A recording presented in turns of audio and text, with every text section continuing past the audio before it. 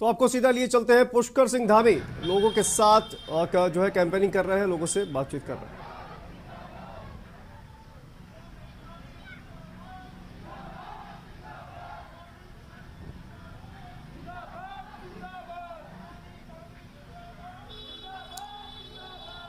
तो उत्तराखंड के मुख्यमंत्री पुष्कर सिंह धामी हरिद्वार में कैंपेनिंग करते हुए, हरिद्वार से ये लाइव तस्वीर है आपकी टीवी स्क्रीन पर।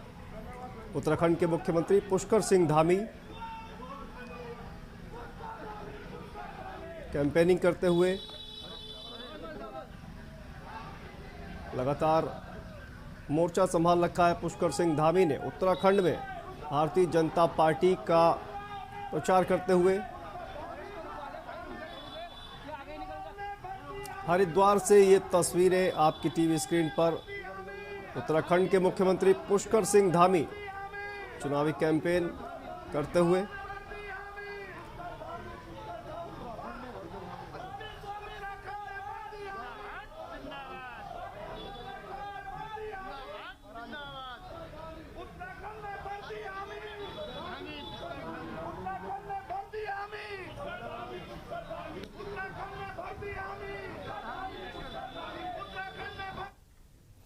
तो आपको सीधा लखनऊ लिए चलते हैं, जहां पर योगी आदित्यनाथ अपना रिपोर्ट कार्ड पेश कर रहे हैं।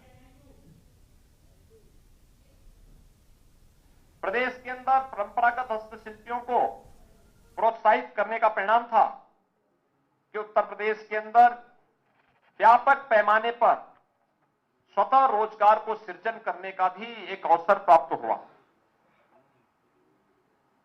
प्रदेश ने नए विश्वविद्यालयों की स्थापना में भी महत्वपूर्ण भूमिका का निर्वहन किया। खासतौर पर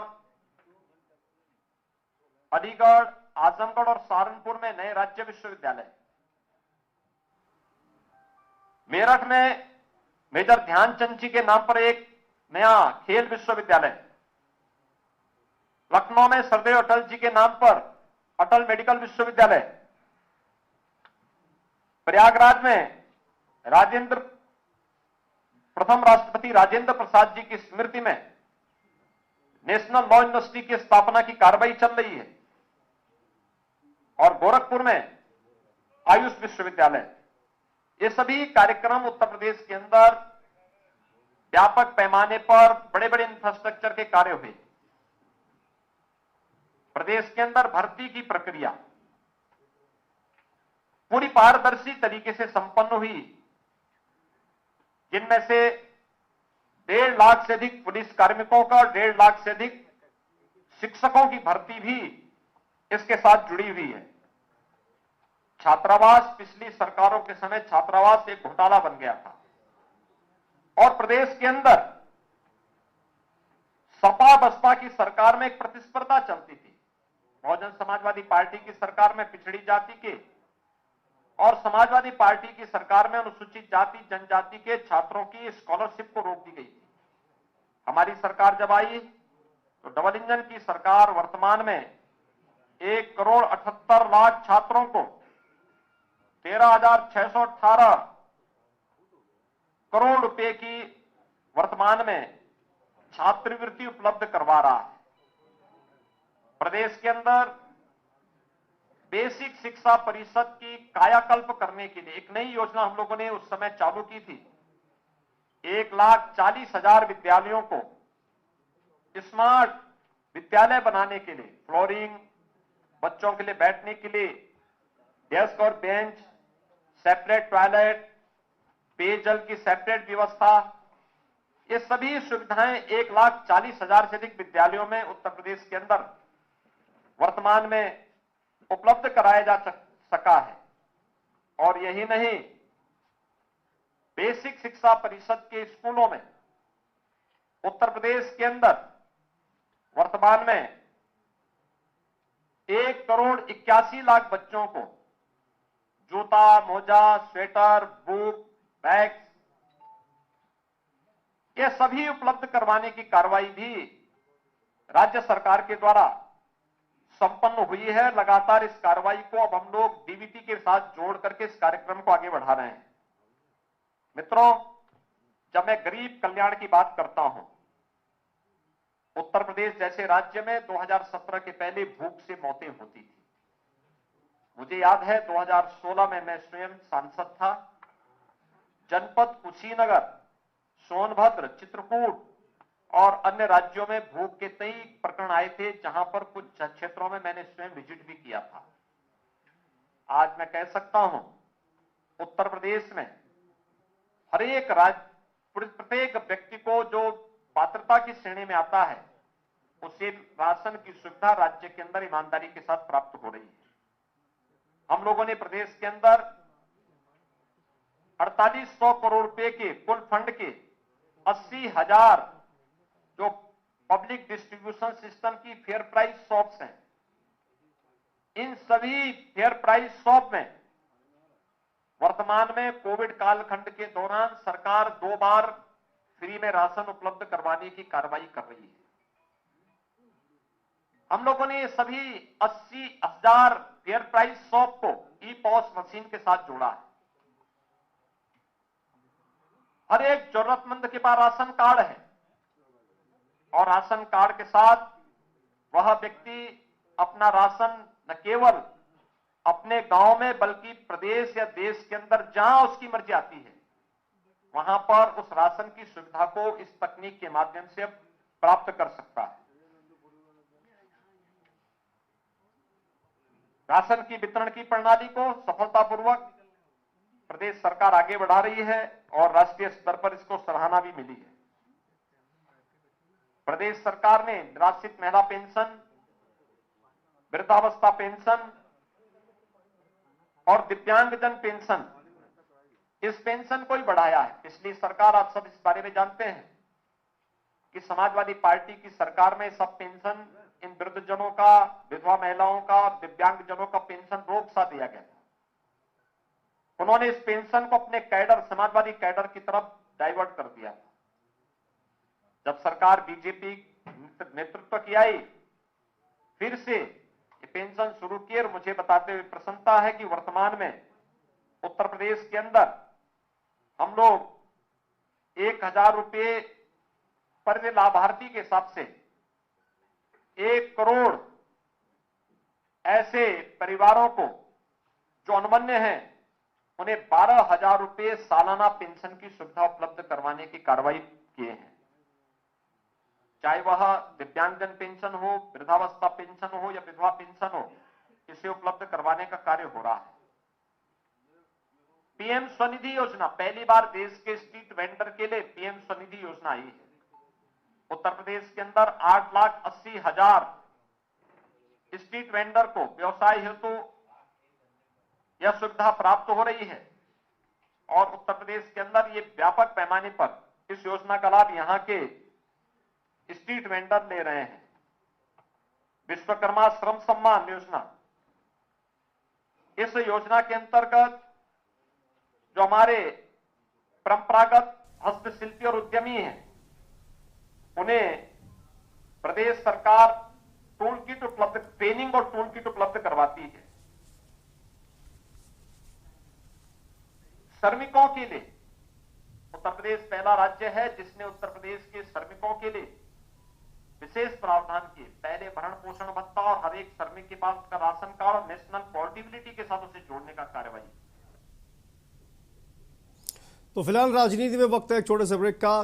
कवरेज लगातार जारी है, जल्द वापस लौटते हैं। आप देख रहे हैं के न्यूज, खबरों का सारथी। राम राम, चुनाव आ रहा है, हिसाब लगा लेते हैं। पहले प्रदेश में हर चौथे दिन दंगा होता था और उन दिनों आपके व्यापार में कितना नुकसान होता था, लिख लीजिए। और भाजपा सरकार में प्रदेश में 5 सालों में एक भी दंगा नहीं हुआ है। कितने व्यापार खुले, कितने बढ़े, हिसाब लगा लीजिए। और सुनिए, चाय पिएंगे, कड़क है, योगी जी जैसी। सोच ईमानदार, काम असरदार। यूपी फिर मांगे भाजपा सरकार। कमल का बटन दबाएं, भाजपा को जिताएं। खुदी को आजमाया है तो ये अंदाज आया है, खुदी को आजमाया है तो ये अंदाज आया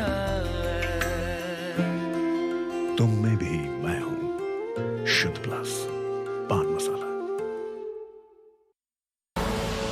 आप देख रहे हैं के न्यूज, खबरों का सारथी। तो ब्रेक के बाद एक बार फिर से आपका स्वागत है। आपको सीधा लिए चलते हैं लखनऊ, जहां पर सीएम योगी आदित्यनाथ की प्रेस कॉन्फ्रेंस चल रही है। और वर्तमान में प्रदेश के अंदर लगभग 1.5 लाख के आसपास श्रमिक इस योजना से लाभान्वित हुए हैं और उत्तर प्रदेश देश का पहला राज्य है जिसने श्रमिकों के बच्चों के लिए, क्योंकि श्रमिक रजिस्टर्ड श्रमिक होता है, आज वह लखनऊ में है, 2 महीने के बाद कानपुर चला जाता है, फिर उसके बाद वह दूसरे स्टेशन पे चला जाता है, तो उसके बच्चे नहीं पढ़ पाते थे। अटल आवासीय विद्यालय, हर कमिश्नरी मुख्यालय पर एक अटल आवासीय विद्यालय की कार्रवाई वर्तमान में हो रही है। मित्रों, गरीबों के कल्याण के लिए हर सिर पर छत होना आवश्यक है। प्रधानमंत्री जी ने एक लक्ष्य भी दिया देश के राज्यों को, और मुझे बताते हुए प्रसन्नता है कि उत्तर प्रदेश विगत 5 वर्ष के दौरान 43 लाख गरीबों को एक आवास उपलब्ध कराने में सफल हुआ है। 2 करोड़ 61 लाख गरीबों के घर में शौचालय बनाए गए। सामुदायिक शौचालय भी सभी ग्राम पंचायतों में बनाए गए और साथ साथ प्रदेश के अंदर अनुसूचित जाति जनजाति के छात्रों को छात्रवृत्ति की कार्रवाई, ये सभी कार्यक्रम सफलतापूर्वक आगे बढ़ रहे हैं। मित्रों, हेल्थ इंफ्रास्ट्रक्चर की अगर हम बात करते हैं, उत्तर प्रदेश ने इस दिशा में बड़ा कदम बढ़ाया है। कोविड प्रबंधन से मैंने अपने कार्यक्रम को शुरुआत की, तो हम इस बात को देख सकते हैं कि कैसे हेल्थ इंफ्रास्ट्रक्चर की सदैव उपेक्षा हुई। 1947 से 2017 तक केवल 12 गवर्नमेंट मेडिकल कॉलेज यूपी के अंदर बने थे। आज उत्तर प्रदेश के अंदर 17 से 21 के बीच उत्तर प्रदेश सरकार ने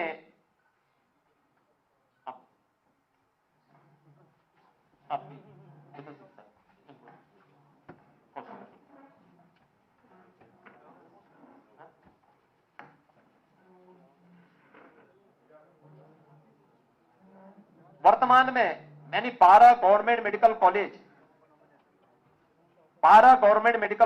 वर्तमान में यानी इन 70 वर्षों में उत्तर प्रदेश के अंदर बन पाए थे। और मित्रों, 17 से 22 के बीच में 33 नए मेडिकल कॉलेज सरकार बना रही है, जिनमें से 17 विगत 2 वर्ष के दौरान क्रियाशील हो चुकी है, जिनमें से एडमिशन हो चुके हैं, वे अपनी सेवाएं दे रहे हैं। वहां एमबीबीएस प्रथम वर्ष में प्रवेश भी हो चुके हैं और 2 एम्स के निर्माण की कार्रवाई भी अब तक उत्तर प्रदेश के अंदर पूरी हो चुकी है, वे क्रियाशील उन्हें किया जा चुका है। प्रदेश के अंदर राज्य सरकार ने जो अपने विश्वविद्यालय बनाए हैं, उसमें पहला मेडिकल यूनिवर्सिटी भी सरदेव अटल जी के नाम पर लखनऊ में स्थापित हो रहा है, अटल मेडिकल विश्वविद्यालय। ऐसे ही हेल्थ इंफ्रास्ट्रक्चर का भी काफी विस्तार हुआ है प्रदेश के अंदर। अगर हम इसकी बात करें तो न केवल हम लोगों ने वर्तमान में 9 करोड़ लोगों को, जिसमें 6 करोड़ को प्रधानमंत्री आयुष्मान भारत से, 3 करोड़ को मुख्यमंत्री जन आरोग्य योजना के माध्यम से 5 लाख रुपए सालाना स्वास्थ्य बीमा का कवर उपलब्ध कराया जा रहा है। उत्तर प्रदेश के अंदर न केवल कोविड प्रबंधन ने दुनिया के सामने कुछ मॉडल खड़े किए, बल्कि इंसेफ्लाइटिस से जो मौतें होती थी प्रदेश के 38 जनपदों में, प्रतिवर्ष 1,500 से 2,000 मौतें एवरेज होती थी। आज उत्तर प्रदेश पूरी तरीके से इंसेफ्लाइटिस जैसी घातक बीमारियों को रोकने में सफल हुआ है। उत्तर प्रदेश का हेल्थ इंफ्रास्ट्रक्चर के साथ ही जो प्रदेश का ढांचागत इंफ्रास्ट्रक्चर की कार्रवाई जो प्रदेश के अंदर स्थापित होना चाहिए था, अगर 1947 से 2017 के बीच हम देखेंगे तो उत्तर प्रदेश में केवल 1.5 एक्सप्रेसवे बन पाया था। 2007 से 2012 के बीच यमुना एक्सप्रेसवे की कार्रवाई बहुजन समाजवादी पार्टी के समय संपन्न हुई। लखनऊ आगरा एक्सप्रेसवे आधा अधूरा, यह 12 से 17 के बीच में बन पाया था, इसलिए मैंने 1.5 एक्सप्रेसवे की बात की। और मित्रों, डबल इंजन की भारतीय जनता पार्टी की सरकार पूर्वांचल एक्सप्रेसवे प्रधानमंत्री जी राष्ट्र को समर्पित कर चुके हैं। मेरठ दिल्ली 12 लेन का एक्सप्रेसवे राष्ट्र को समर्पित हो चुका है।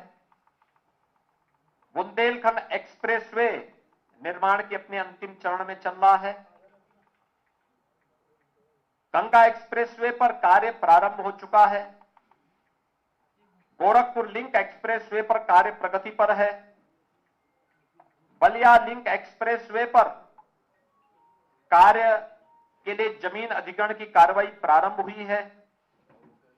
लखनऊ कानपुर एक्सप्रेसवे को हम तेजी के साथ आगे बढ़ाने का कार्य कर रहे हैं और वाराणसी से कोलकाता के बीच, गोरखपुर से सिलीगुड़ी के बीच यह कार्रवाई भी एक्सप्रेसवे के निर्माण की तेजी के साथ आगे बढ़ रही है।